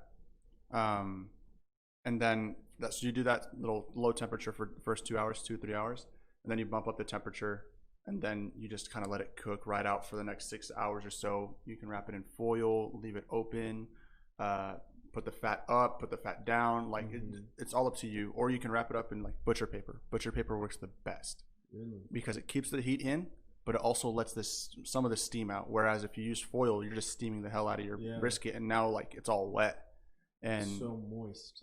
Yeah, like there's like flavor really differences in all of them. Yeah, But but just make sure, man, before you put in butcher paper, put some butter on it so it just kind of sits in there. And then the biggest part, the most important part that everyone like forgets is to let it rest. After you take it out of the smoker, let it rest for about 2 hours. Yeah. You put it in like an insulated That's the hardest container. Part because you smell it and you see it. Yeah. Oh my god. It's a lot of fun, man. Great way to pass the time. My buddy, he does a great brisket. Yeah. And actually, and it's so good. But yeah, I remember we were at his house and he finished it. It's sitting there, and I'm like, I got my plate ready. He's like, chill, dude. We gotta let it sit for a bit. Because when it cools down, the muscle fibers kind of like contract and close up and suck up the juices again. Whereas when it's hot, it's all loose. So like once you cut into it, all the juice is just gonna spill out. You don't want that. Interesting. Yeah. Need to get one. It's a lot of fun, dude. It's not that expensive. It's a couple $100 for this one, I think. And then $300. you can meal prep this way. You just cook up a ton of meat. You get sick of it, man. You don't want to cook a 15-pound brisket and then you have like meat forever. You will get sick of it. But you send it my way. You'll get sick of it, believe me. Dude, like smoke flavor is just so strong, and that's true. Sometimes it's too Add some much. Barbecue sauce. The best barbecue sauce ever. I'm gonna send you a picture, a link of it. Stubbers or something? No, that you need to go to like an actual grill shop and look for something called Womp sauce. WHOMP, Womp sauce. It's like a Memphis style barbecue. Yeah. Oh really? That sounds delicious. Meat Mitch, that's what it is. Meat Mitch Womp sauce. It is the best barbecue sauce you'll ever have in your life. I promise you. Really? It is so just damn regular good. Barbecue flavor. No, well, yeah. So the one in the middle, I believe, right there. Dude, I'm fat.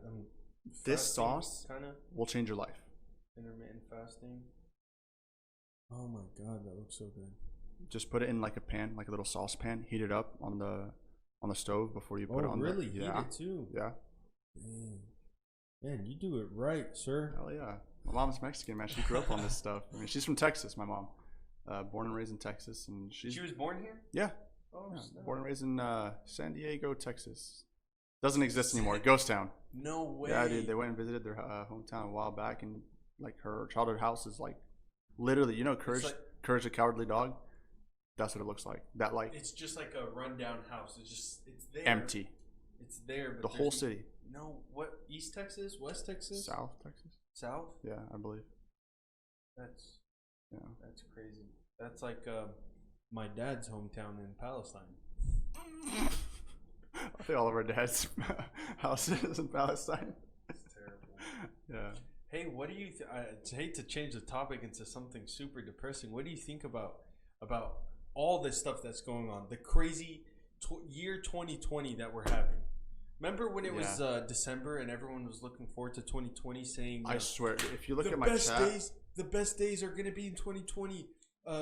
July 4th is on a weekend. Memorial Day is on a weekend. yeah, Christmas is on a like everything. Everyone was so hyped about 2020, and this has been the worst year of humanity. yeah, I didn't think.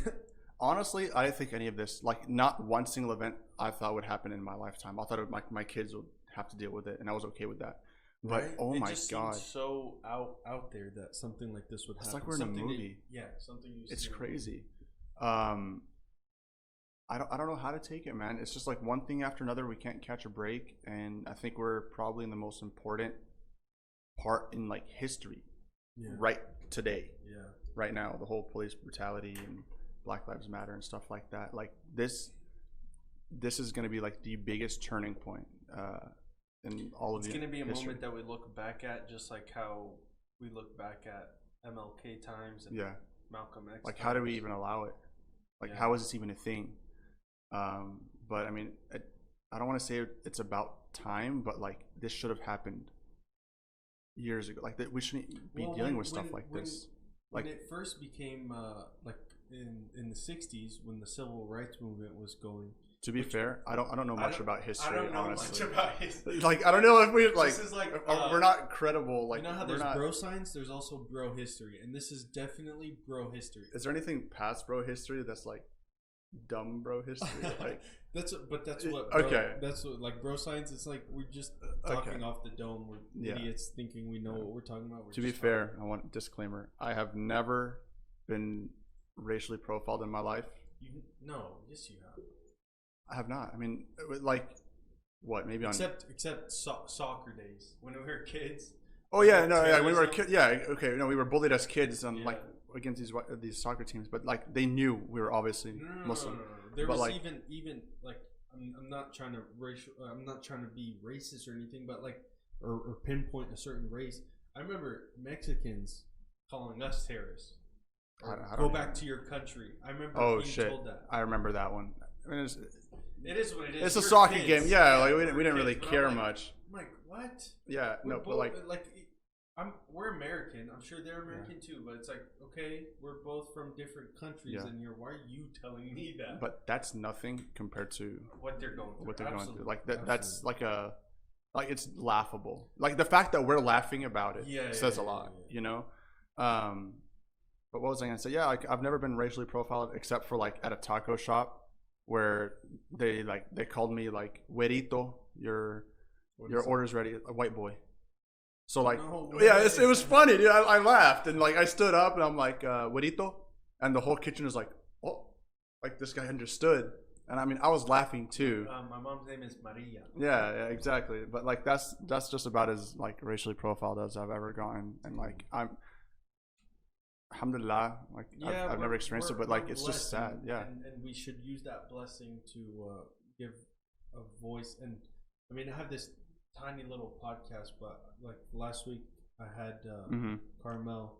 We talked about. I haven't listened Palestine to that one yet. is going through, and then obviously what the African American community is going through. That should be your next podcast. I think it's more relevant than ever. Yeah. If you want to. So if anyone is well versed on the matter and get me out of this seat. No, everyone. This seat is for everyone, and wants to talk about it and give maybe a first. What is the like someone that actually went through it and goes through it? First-hand experience.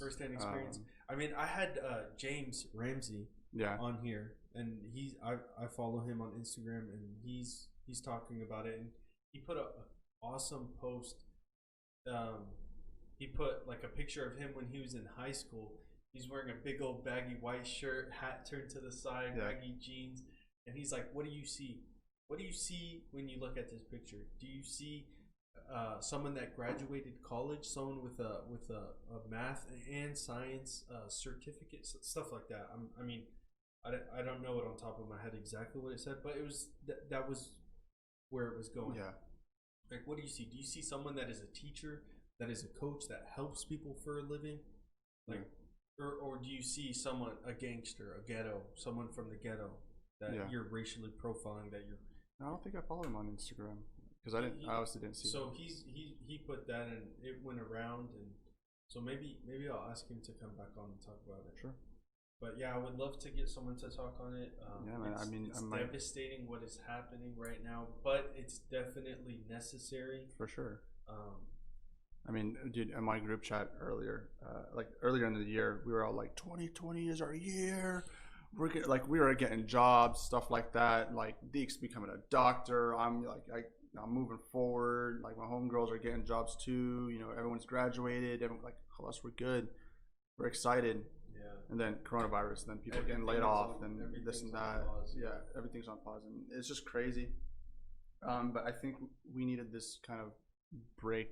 Like a wake-up call. Like, I mean, I wouldn't look like how I was if it wasn't for it. I mean, I stopped time to get healthy. Yeah. I'm cooking meals, and then I made it a point in Ramadan to jog every day, at least 3 miles, no matter what. I went and I bought some running shoes, and I just ran. While fasting? No. After iftar, like at midnight, I would go sleep at 1, wake up, go to work, and then come back and do all that. But what was I gonna say? For the first time in 10 years, I'm 185 pounds. Yeah. The last time I was 180 something pounds was I was 15. No, seriously, I was 15 years old. Dang. Dude, one of my friends watched this podcast. I don't think the other day. I don't think I can hit 185. No, it's so easy. No. It's easy. I'm a solid thick 260. Okay. I can't lose 70. I feel like I will be Slender Man. You wouldn't. You would look we have very similar bodies. I was 230 pounds at my most. Currently. Yeah. I was 230 pounds at my most. It was terrible. Just the other day, my friends were laughing at my old pictures. That's when I felt like I looked the best. It's believe me, it's easy. Do you drink a lot of sugar? No, don't drink sugar. Shit. Okay. Bread, don't rice. Drink soda. Yeah, carbs. That's number sugar. one. Number one, right there. Yeah. I stopped eating as much rice. I stopped eating bread. I ate less portions, and I was okay with it. Ramadan really helped me because it made my stomach shrink. So I'm maintaining this like stomach size in a sense. But instead of getting full off bread, get full off vegetables. Asparagus is good, you know. But I wasn't like too hard on myself when it came to like butter and oil and stuff like that. I mean, good fats. To an extent. I mean, I still had fried chicken, but I mean, protein, stuff like that. As long as I'm not downing baguettes, you know, like loaves of bread, just chomping on it, I was okay. And I limit myself to about 30 to 40 grams of sugar a day, which is about 1 can of Coke. But like, it's either, if I have that 1 can of Coke, that's it, I'm done for the day. So I drink a lot of Topo Chico to fill myself up. If it's like 10 o'clock at night and I'm starting to get hungry, pop a Topo Chico. That carbonation is going to fill me up. Yeah. And like, it's okay. Topo Chico, Zevia, LaCroix. Mm-hmm. I switch out. Those are great. So, I mean, I did that, chew gum, and just, I don't know, that's really what I did. I just stuck to it. Gum is a good idea. It keeps your mind busy. I mean, and get that little sugar. Yeah. I mean, like, most of the time you eat because you're bored. Sorry, I'm slouching. You know? So disrespectful. No, dude, we're just over here chilling. Oh, she's gone. She's napping. She has like one eye open. She's been sleeping nonstop since yesterday. She's a swimmer. She loves the water. She pedals like slow out we were deep out there. Like I couldn't touch the floor. I was having Do you put a life jacket on her? No, we dropped 2. And none of us wore life jackets. Okay. But yeah, I need to do that. That's a good idea. Yeah, no, absolutely. I would have done it. I realized when we were out there that I should do it, and by the time we got back to shore, we're like, we're done. Yeah. This heat is too much. Yeah. But so you lower your hold on. You just gotta keep track of what you're eating. I don't calorie count. That's the quickest way to get sick of it and just hate yourself. You know, if you're like, oh, I can't have this, I can't have that, I need to eat salads.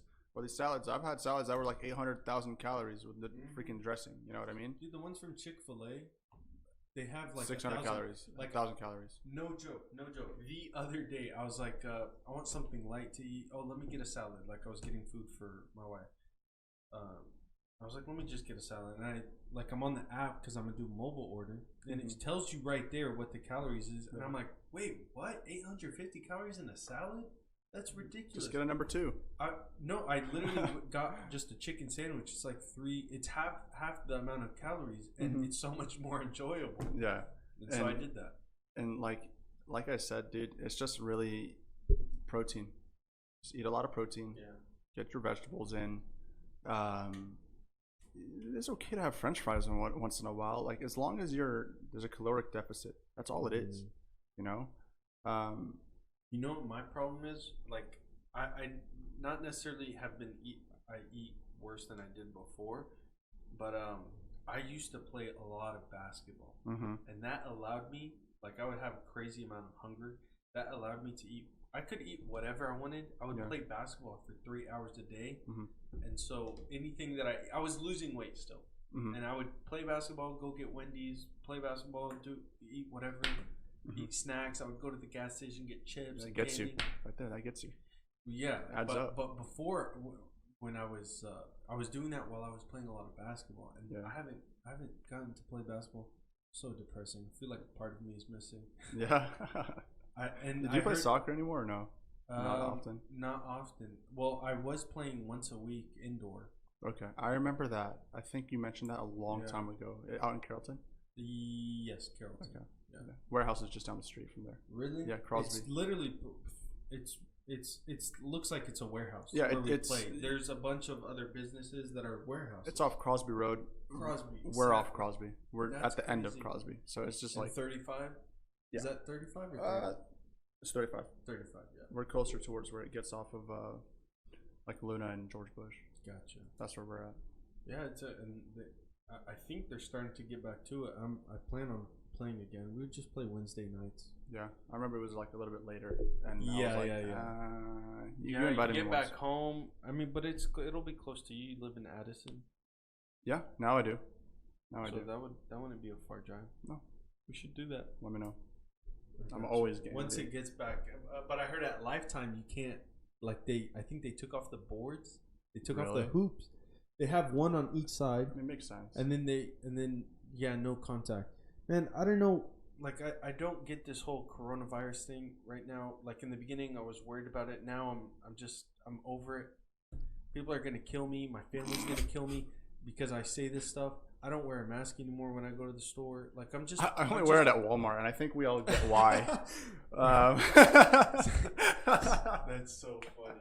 Yeah, like at Target, no one's wearing. Yeah, no, exactly. Dude, that's racist. This is the That's not racist. What? You ever been inside of a Walmart? I've never seen anyone wipe anything down. Nothing gets wiped down. No, it's the same from 1999. Dude, I walked into, if you want to laugh, go to Whole Foods. No one takes coronavirus more seriously than the people that shop at Whole Foods. I swear to God, It'd probably be to the point of irritation. It was funny because I'm moving as I please, and I mean there's arrows on the floor and there's not many people. I'm just like following the arrows, and this one lady's like looking at vegetables, and asparagus was right there, and like I probably should have respected the space a little bit, but I mean I didn't have a ruler or a measuring tape to measure out 6 feet, and I reached for the asparagus, and she like scoffed, and she's like. Oh my! And then, like, as I was moving my my cart, I can tell she was like wanted to go somewhere, hesitated, wait for me to pass, and then she walks around, and like another guy was out in like a painter's mask, looking like a stormtrooper. Bro, it was the funniest thing ever. Like, it's It's just funny. It's good you laugh at it. I think that's ridiculous, and I would say something to this lady.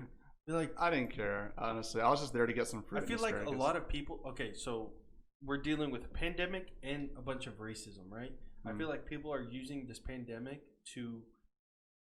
So my wife's sister, she wears a scarf, right? And she was in line putting her groceries on the thing, and the lady in front of her, like the moment she went past that marker, like her toes went past the marker, God. she was so quick to say, like, you know what she said? She said, "Shoo, get back, go, get back, ew, go." She's like, I would have slapped the hell out of her. oh my god. Daisy's like, what's going on? Oh shit! It's okay, Daisy.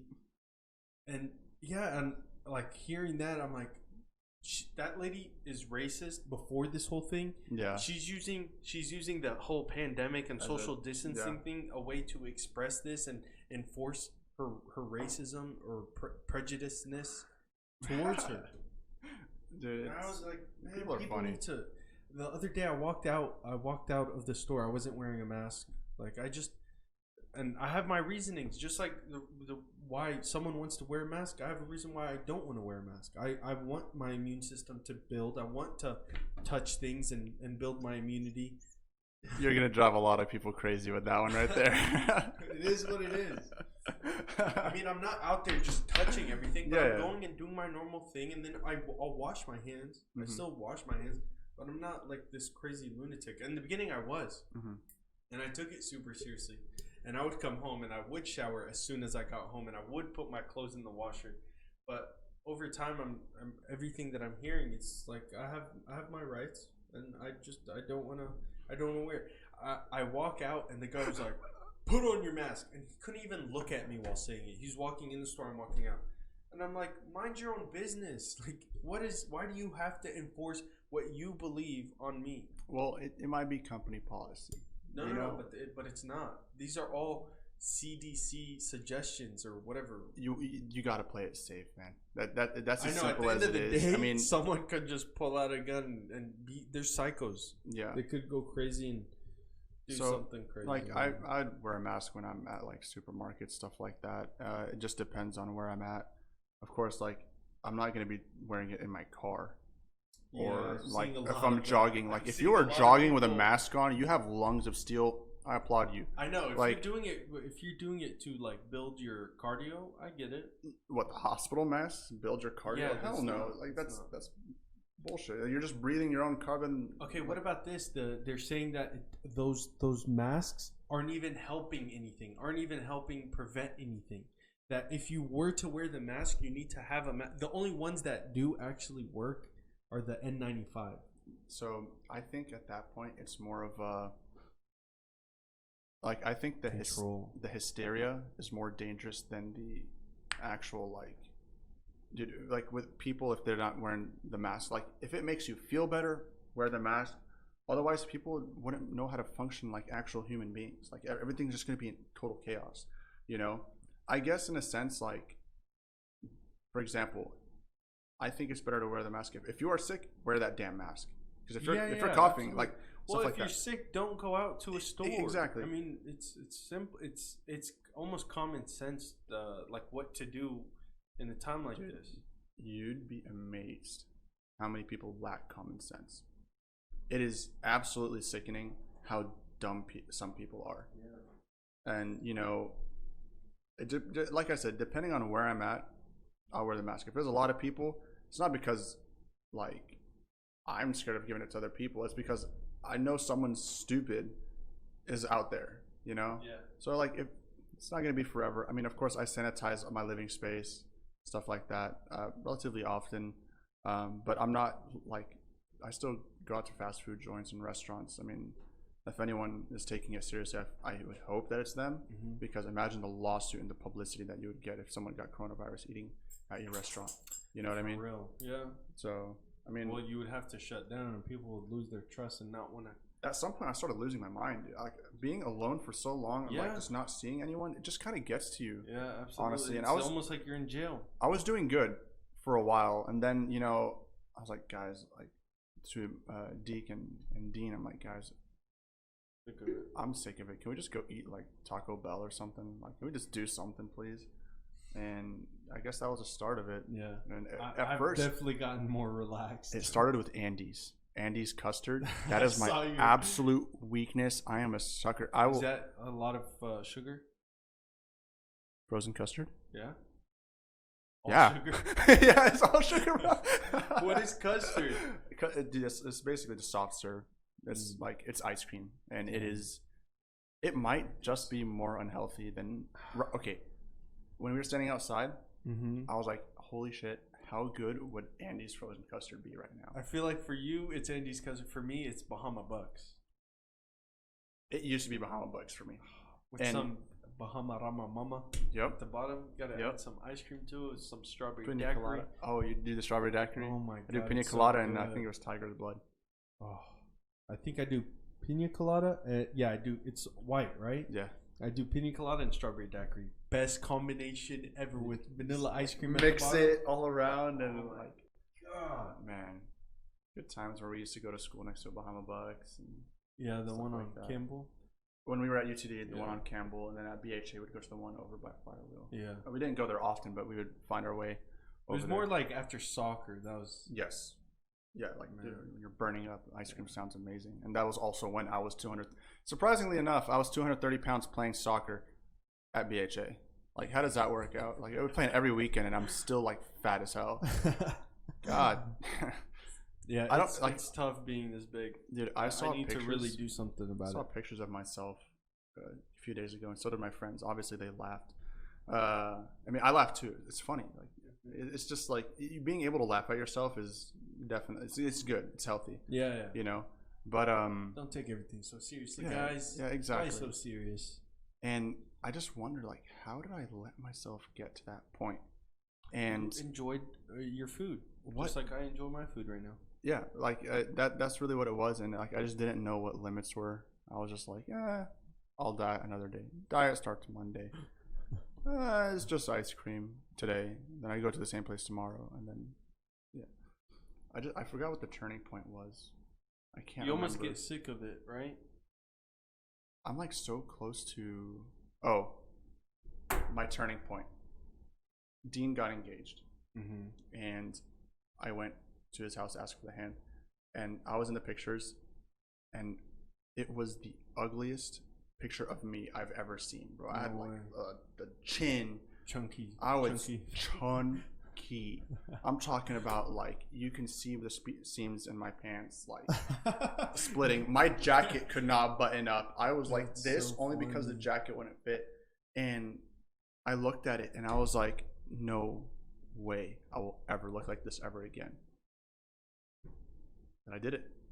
Impressive. Now none of my suits fit. None of my clothing fit. I wear shorts and t-shirts all the time because like I just don't have time to go shopping for new clothing. I'm buying bits and pieces. Like it's crazy.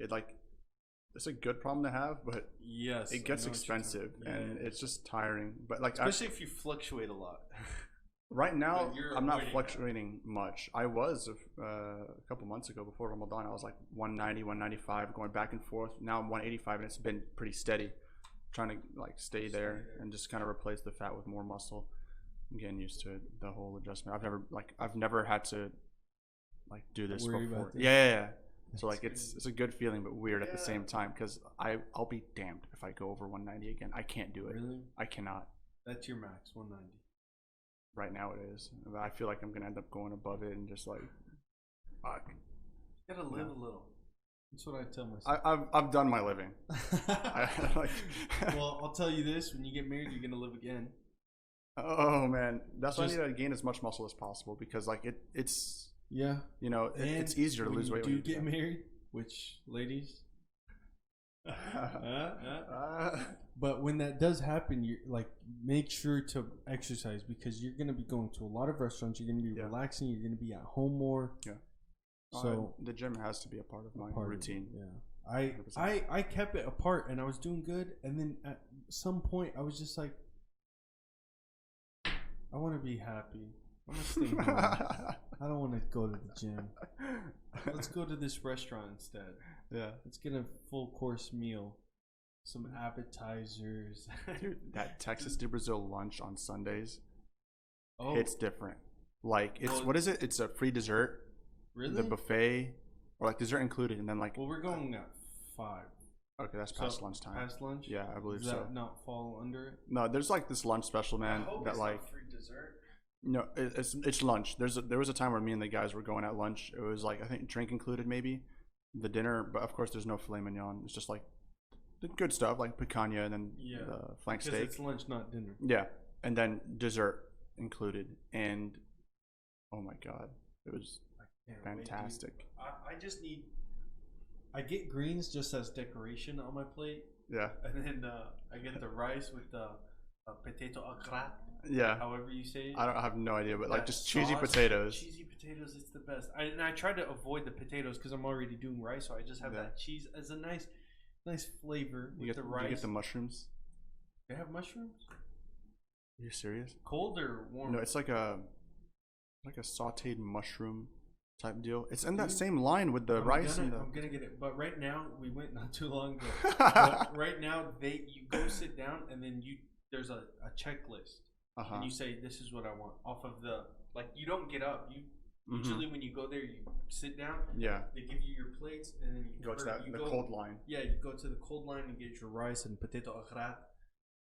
I don't know how to say it. Someone's going to correct me. But yeah, but now you just have this checklist and you check it off, and then they go make the plate for you. That's cool. And then you say, hey, can I get a refill on this? So I'll definitely get. I used to not be a fan of mushrooms, but now I'm a big fan. It grows on you, man. It's like you know it's super healthy.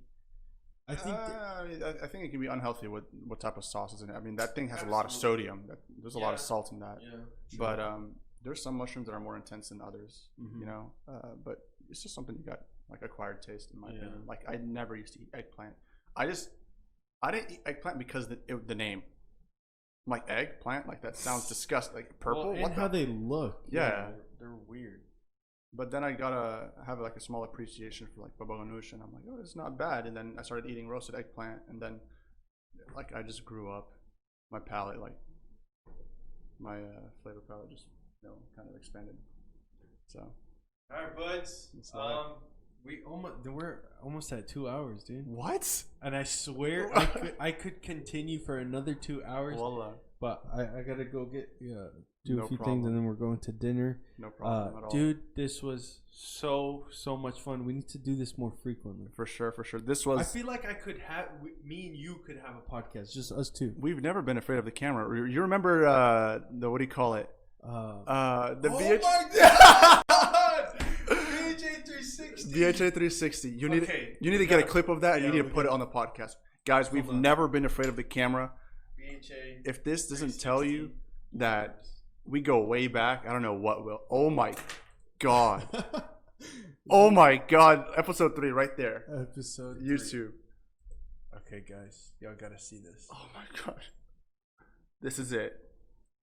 This is. It showed that it's red. Oh my God. Good job, Yasmin. Get out of here. You're laughing. God's gonna punish you. Dude, don't move the camera. Oh, that's why you're. God is gonna punish you. Good job, Yasmin. I did. You okay, guys? 5, 4, 3, 2. Hold on, wait. Angry kids. It's okay. VHA, do I just look straight at the camera? Can I look down a little? Or, Yeah, you're not really supposed to. Yeah, okay, caper. Ready? I'm your anchor, Abdullah and this is my co-anchor, Abdullah Zidan. This is our first broadcast of the year 2012. Last year, alhamdulillah, was a good year. Oh my. Assalamu alaikum. This is BHA 360. I'm your anchor, Abdullah This is my co-anchor, Abdullah Zidan. This is our first broadcast of the year 2012.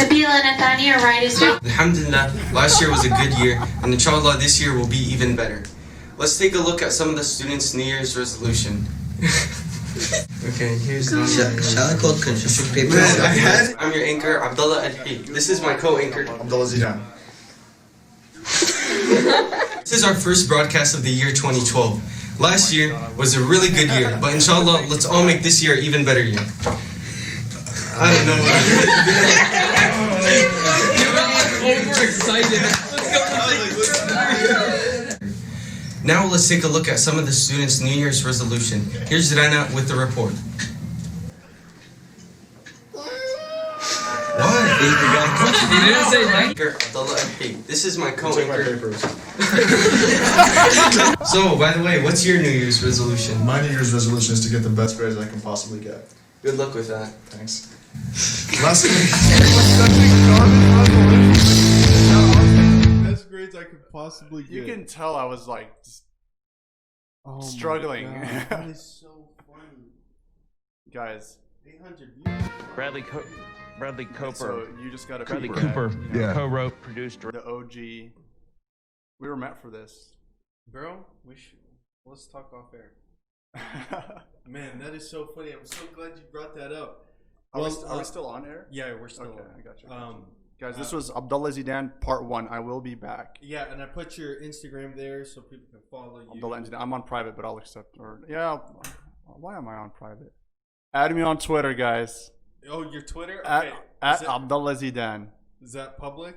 Yeah, that's public. Okay. I retweet funny things. I don't tweet anything, but I'm plugging that in. Okay, I need to, but I only have the Instagram one, so I'm kind of only, I have this That's sponsor fine. with Instagram. I'm joking. Oh no, I don't care. I just figured everyone has Instagram, so I'll just plug their Instagram. But plug I my do have Instagram a too. Twitter too there. But yeah, thank you so much for being here. Thank you for having This me. was so much fun, and we need to hang out more and do this more. Inshallah. I will be back, I promise you. And it's inshallah with great news and like just a whole different The great news is seeing you and just catching up and talking. We're just talking, Habibi. you know, off the dome. Off the freestyle. This was a whole freestyle catching up, you know, Daisy. she's right under here. Oh, she's under your table. Yeah, she is gone. She's out? Yeah. That's hilarious. I was going to have her say adios to everyone. Everyone out there, please be safe. Protest in peace. Don't cause any chaos. Wear your masks. Don't wear listen to this masks, guy. don't Daisy's wear up. masks. And y'all have a great one. We'll see y'all next time. We're out. I don't know how to end these. Hand on the camera. Yeah. This was so much fun, dude. Well, I enjoyed the hell out of it. I loved it. And time, 2 hours.